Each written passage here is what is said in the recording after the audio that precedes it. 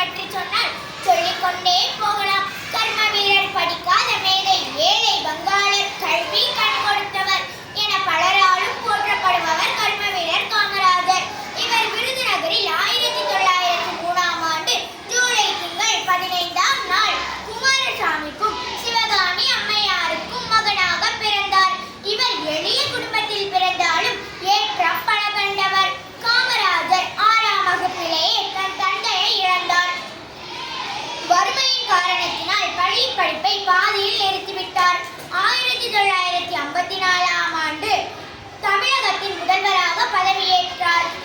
காமராஜர் அவர்கள் 1975ஆம் ஆண்டு அக்டோபர் 2ஆம் தேதி மறைந்தார்.